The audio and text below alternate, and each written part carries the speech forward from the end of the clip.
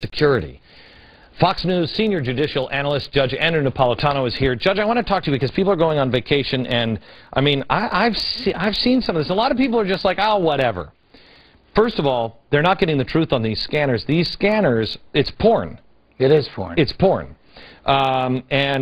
I mean, I'm not letting my wife or daughter. You think my picture or my wife or daughter's pictures are going to be deleted from that? I would think that a federal marshal would sell your picture to the highest bidder because of who you are and the disruption you've caused to their authoritarian ways. Yes.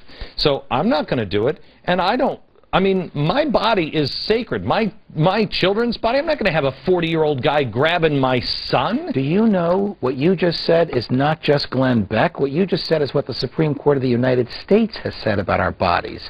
We own our own bodies. Isn't that the whole thing with abortion? Correct. That a woman owns her own body. She has right to do with her own body. But they, I mean, are they arresting people, Judge, for not doing this? They are arresting people. We had a guy on today. These things are happening in San Diego.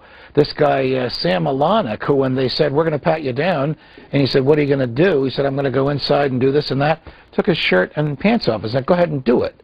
They were afraid to touch him because here was a grown man in his shorts. He had gym shorts on, so it wasn't offensive to see him that way. They arrested him for refusal to put the clothes back on and pulled him through the airport wearing the gym shorts. They want to suppress people. Ron Paul said, enough is enough.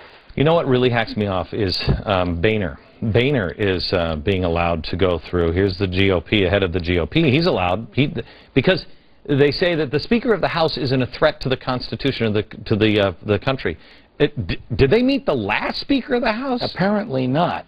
But they want John Boehner, who's a good and decent man, on their side when they suppress our human liberty. These people should never, ever be allowed to do anything that the regular American people can do.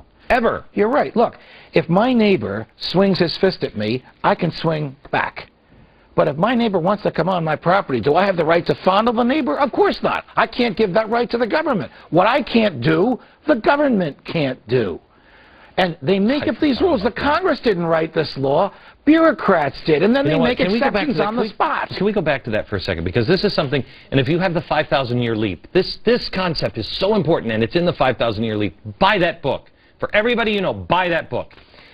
The government cannot do what you don't have a right to do. You are lending them your rights. George III told the colonists his government came from God. We fought a revolution to get rid of that idea. And we wrote the Declaration of Independence, which states the truism. The government's power comes from the consent of the governed. We can't consent to give the government what we don't have to give. So I'm concerned, Judge, and I'm looking into because they're saying that there's going to be a slowdown and everything else, and I don't know if anything happens. I think there's something wrong with this whole story. There's something else going on in this story.